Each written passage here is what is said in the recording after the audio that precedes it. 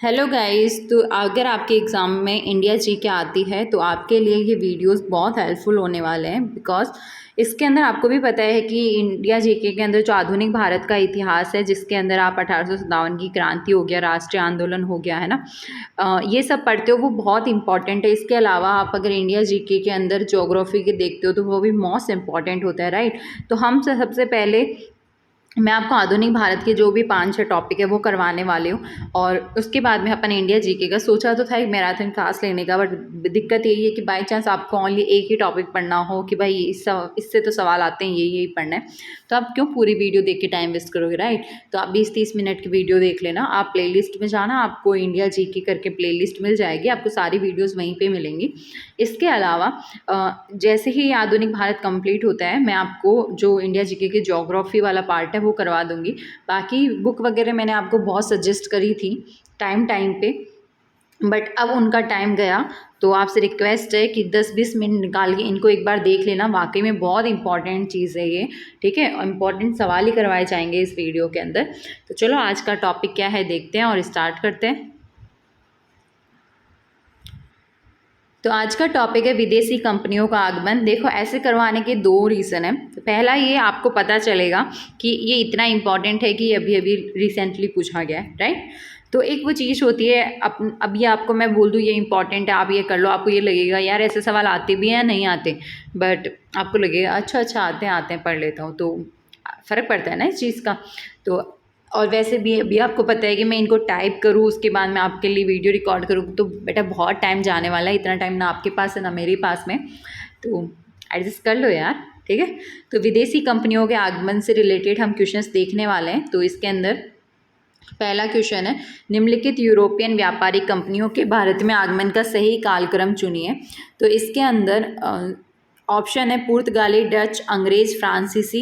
पुर्तगाली, डच, फ्रांसीसी, अंग्रेज, अंग्रेज, पुर्तगाली, फ्रांसीसी, डच, या पुर्तगाली, अंग्रेज, डच, फ्रांसीसी। आपसे क्या पूछा गया है कि जो यूरोपियन व्यापारिक कंपनियां थी वो भारत के अंदर किस तरह से आई, मतलब सबसे पहले कौन सी आई, उसके बाद में कौन सी, उसके बाद में कौन सी। आपसे ये चीज़ पूछी गई है, तो ध्यान रखना। सबसे पहले पुर्तगाली, उसके बाद में डच, उसके बाद में अंग्रेज, उसके बाद में फ्रांसीसी, ओके। और अगर सवाल के साथ में उसकी व्याख्या हो जाए तो उससे तो बढ़िया कोई चीज़ होती ही नहीं है, राइट। तो थोड़ा देख लेते हैं इसके बारे में। तो देखो, 16 जब सदी थी, है ना, तो यूरोप के अनेक राष्ट्रों के व्यापारी समय समय पर व्यापार के उद्देश्य से भारत में आए थे, ठीक है। इन यूरोपियों में सबसे पहले कब आए थे? 1498 ईस्वी में पुर्तगाली आए थे। उसके बाद में 1905 ईस्वी में डच आए थे। फिर 1908 ईस्वी में अंग्रेज आए थे। और उसके बाद में 1664 ईस्वी में फ्रांसीसियों का आगमन हुआ था, ठीक है। जबकि इनकी कंपनियों की स्थापना का वर्ष निम्नानुसार है। तो देखो, आपसे यही पूछा गया था सवाल में कि सबसे पहले कौन आया था। तो सबसे पहले पुर्तगाली, उसके बाद में डच, उसके बाद में अंग्रेज, और उसके बाद में फ्रांसीसी, ठीक है।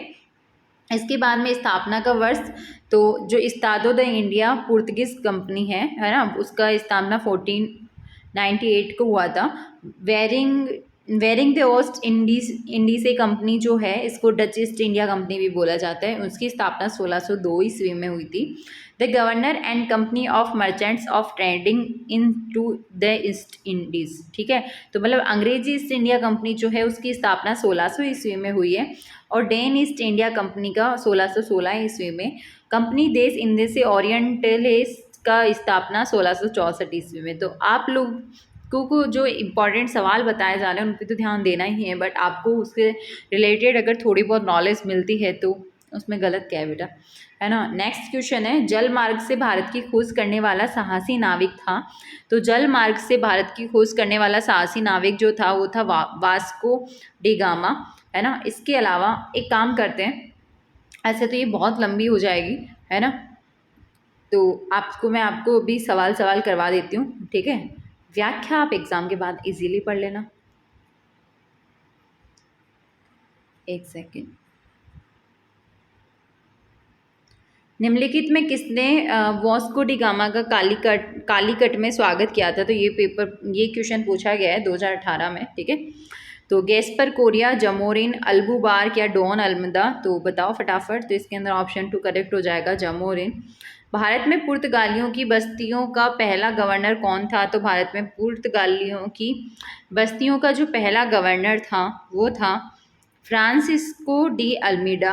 इसके अलावा भारत में क्षेत्रीय शासन स्थापित करने वाला पहला यूरोपीय राष्ट्र था तो वो था पुर्तगाल। मतलब जो पुर्तगाल राष्ट्र था उन्होंने ही भारत में सबसे पहले क्षेत्रीय शासन स्थापित किया था।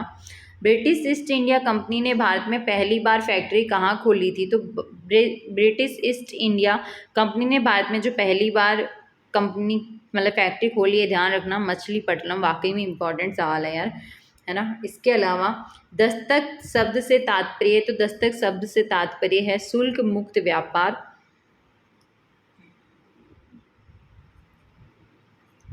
भारत में ब्रिटिश शासन की शुरुआत किस लड़ाई द्वारा हुई थी? तो भारत में ब्रिटिश शासन की जो शुरुआत है वो प्लासी की लड़ाई के द्वारा, पानीपत की तीसरी लड़ाई के द्वारा, तराइन की लड़ाई के द्वारा या बक्सर की लड़ाई के द्वारा तो वो हुई थी। आपको आंसर दिख रहा है ना, चीटिंग मत करो, प्लासी की लड़ाई द्वारा। इसके अलावा प्लासी के युद्ध में सिराजुद्दौला के साथ किसने विश्वासघात किया था? तो इन्होंने किया था मिर्जाफर ने। भारत में ब्रिटिश ईस्ट इंडिया कंपनी द्वारा प्रथम निर्णायक सैनिक सफल अभियान किससे माना जाता है? तो वो माना जाता है, एक काम करूँगी, आगे से आंसर आपको नहीं दिखेंगे, आप खुद ने अगर आपने पढ़ी है तो पता करो किसको कहा जाता है। तो ध्यान रखना बक्सर युद्ध को, ठीक है। इसके बाद में नेक्स्ट क्वेश्चन है, कर्नाटक युद्धों में अंग्रेजों द्वारा किसे पराजित किया गया था? तो कर्नाटक के जब युद्ध हुए थे तो अंग्रेजों के द्वारा किसे पराजित किया गया था? तो वो किया गया था फ्रांसीसियों को। इसके बाद में अब देखो कितना मतलब डिटेल में दे रखी है आपको हर एक चीज़, बट अभी डिटेल में पढ़ने का टाइम नहीं है। कि इन दो शक्तियों के बीच 3 कर्नाटक युद्ध लड़े गए थे, तो कौन सी वो 2 शक्तियाँ थी जिसके बीच में 3 कर्नाटक युद्ध हुए हैं? तो वो है आंग्ल फ्रांसीसियों के मध्य।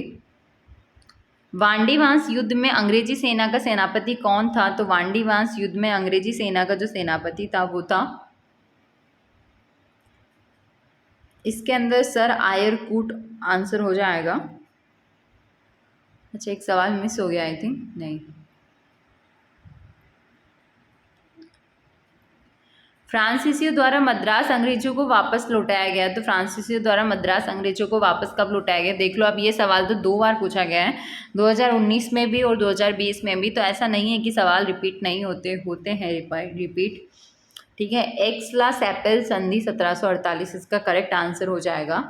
ईस्ट इंडिया कंपनी का राजपूत राज्यों से सहायक संधि करने का मुख्य उद्देश्य था, मुख्य उद्देश्य क्या था? तो मुख्य उद्देश्य था इनका अंग्रेजों की प्रभुसत्ता स्थापित करना, ठीक है। ये तो आप कॉमन सेंस से भी दे सकते थे।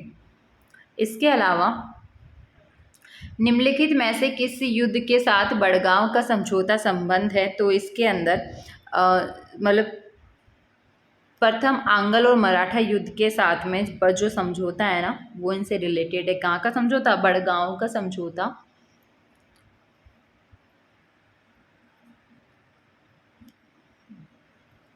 इसके अलावा निम्नांकित मुद्दों में से कौन सा द्वितीय आंग्ल मराठा युद्ध का कारण नहीं था? तो जब युद्ध हुआ था आंग्ल मराठा, तो इसमें से क्या कौन सा रीज़न था जो नहीं था? तो ध्यान रखना मराठा सरदारों में आपसी मतभेद, ये तो रीज़न था। पेशवा बाजीराव का अयोग्य होना, ये भी था। और अंग्रेजों की साम्राज्यवादी लालसा, ये भी था। बट सहायक संधि की अवहेलना, ये तो बिल्कुल भी नहीं था, अवहेलना करना, ठीक है। तो 4th करेक्ट आंसर हो जाएगा।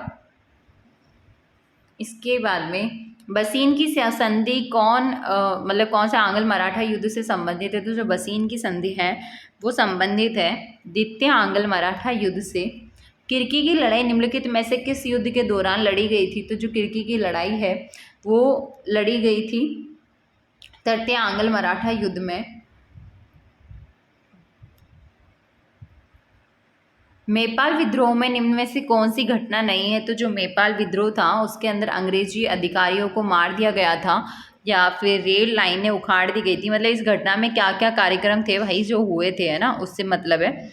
या फिर हिंदुओं को जबरन मुस्लिम बनाया गया था, या इनमें से कोई नहीं? तो ध्यान रखना इनमें से कोई नहीं ही आंसर होगा। बहुत बार आप सोचते हो ना इसमें तो उपरोक्त सभी दिख रहा है यही आंसर होगा, ऐसा नहीं होता है। कभी कभी इनमें से कोई नहीं भी आंसर हो जाता है, ठीक है। भारत में प्रथम 3 विश्वविद्यालय कलकत्ता, मद्रास, मुंबई की स्थापना किस वर्ष में हुई थी? तो ध्यान रखना ये स्थापना हुई थी 1857 में। सूची फर्स्ट को सूची सेकंड के साथ में मिलान करना है, ठीक है। और इसमें आपको युद्ध दे रखे हैं और इससे संबंधित संधियाँ दे रखी है। तो जो तृतीय कर्नाटक युद्ध था उसका मेल किसके साथ में होगा, तो ये जाएगा, एक सेकेंड, पेरिस की संधि के साथ में, कि जो तृतीय कर्नाटक युद्ध हुआ था इसमें पेरिस की संधि से संबंधित है। प्रथम आंग्ल मराठा युद्ध जो हुआ था वो इसमें सालबाई की संधि से, और द्वितीय आंग्ल मैसूर युद्ध जो था वो था मंगलोर की संधि से, और प्रथम कर्नाटक युद्ध जो था वो था एक्स या चैपल की संधि से। तो देखो यहाँ पे ये आपको 4 चीज़ें दे रखी है और इन चारों को अलग अलग भी पूछा जा सकता है आपसे सवाल, ठीक है। तो ऐसा नहीं है कि आपसे ये सवाल अलग से ना पूछा जाए। तो अब एक सवाल में आपके 4 सवाल क्लियर हो गए हैं। ईस्ट इंडिया कंपनी ने 1651 ईस्वी में बंगाल में हुगली नदी के किनारे फैक्ट्री स्थापित की थी। तो वही पूछ रहे हैं, फैक्ट्री स्थापित की थी, भाई बताओ उसके बारे में कौन सी लाइन सही है। स्थानीय किसानों से नील खरीद कर उसे इंग्लैंड भेजने के लिए, या फिर एक आधार या बेस स्थापित करने के लिए जहाँ से फैक्ट्री अपना काम चला सके।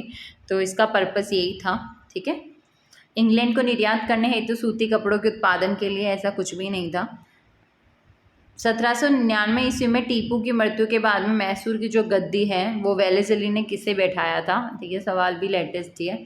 तो कृष्णराज। इसके अलावा आपको विद्रोह दे रखे हैं और स्थान दे रखा है कि कौन सा विद्रोह कहाँ पे हुआ था। तो जो सन्यासी विद्रोह है वो गुजरात, त्रावणकोर या बंगाल या आधुनिक आंध्र प्रदेश। तो इसमें आपको यही बताना है कि जो सन्यासी विद्रोह है वो कहाँ हुआ था, तो ध्यान रखना बंगाल। और विजयनगरम विद्रोह के लिए तो ये है आधुनिक आंध्र प्रदेश।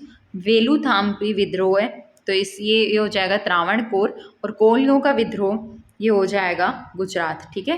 इसके अंदर ऑप्शन 3 करेक्ट है। तो मैंने जैसे आपको पहले बताया था इसमें भी वही चीज़ है कि इसमें आपके 4 सवाल तैयार हो गए हैं, ठीक है। काफ़ी इंपॉर्टेंट भी हैं। ब्रिटिश औपनिवेशिक व्यवस्था के विरुद्ध 1857 से पूर्व में भारत के विभिन्न भागों में हुए निम्न विद्रोहों को सही घटनाक्रम के अनुसार रखें। तो सही घटनाक्रम के अनुसार का मतलब यही होता है कि पहले कौन सा, उसके बाद कौन सा, उसके बाद कौन सा। आपको पता है ना क्रम का मतलब तो पता ही होगा आपको। तो बंगाल का सिपाही विद्रोह है, कच्छ का विद्रोह, संथाल विद्रोह, वेल्लोर का सिपाही विद्रोह या फिर कोल विद्रोह। तो इसके अंदर क्या क्रम होगा, तो ध्यान रखना सबसे पहले बंगाल का सिपाही विद्रोह है, उसके बाद में वेल्लोर का सिपाही विद्रोह है, उसके बाद में कच्छ का विद्रोह है, और उसके बाद में आता है कोल विद्रोह या संथाल विद्रोह। तो देखो इसके अंदर ऑप्शन जो 1 है वो करेक्ट हो जाएगा। अब एक बात ध्यान रखना, अगर आपको लग रहा है ना कि आपको तो इनमें से एक भी सवाल नहीं आ रहा और मेरा तो पता नहीं क्या ही होगा, है ना। तो अब अगर ये स्थिति है, क्यों ये स्थिति आई क्यों है, पहले तो ये चीज़ कंफर्म क्लियर कर लो। ये इसलिए हुआ है क्योंकि आपने इंडिया जीके में पढ़ी ही नहीं है। अगर इंडिया जीके में कभी किसी ने ये टॉपिक पढ़े हैं तो उनको अच्छे से पता है कि अच्छा ये सवाल वहाँ से लिंक है, ठीक है। तो उनको तो कोई दिक्कत है ही नहीं। बट जिन्होंने नहीं पढ़ी है तो अब ये मत सोचना ये सब छोड़ छाड़ के मैं बुक पढ़ने बैठ जाऊँ, बुक पढ़ने का टाइम नहीं है। मैंने आपको पहले भी बोला था फर्स्ट पेपर में अगर आपने राजस्थान जीके, करंट और अगर साइकोलॉजी कर रखी है तो आपको टेंशन लेने वाली बात नहीं है, या फिर आपने राजस्थान जीके, करंट और इंडिया जीके कर रखी है तो भी आपको टेंशन लेने वाली बात नहीं है। और अगर आपने राजस्थान जीके और करंट कर रखा है बट सेकंड पेपर बहुत अच्छे से कर रखा है तो भी आपको टेंशन लेने की ज़रूरत नहीं है, ठीक है। क्योंकि ये 3 कैटेगरी वाले लोग सेफ़ है, तो आप लोग टेंशन ना लो। और जिन्होंने इधर भी कुछ नहीं किया, पेपर सेकंड में भी कुछ नहीं किया, तो उनके लिए तो भगवान है ना, ठीक है। तो आपसे यही विनती है, एक प्यारी सी हाथ जोड़ के विनती है कि आप जितना पढ़ सकते हो उतना पढ़ लो। एंड टाइम चल रहा है, डिस्टर्ब होने की ज़रूरत नहीं है, टेंशन लेने से भी कुछ भी नहीं होगा। कॉन्फिडेंस बढ़ाओ अपना।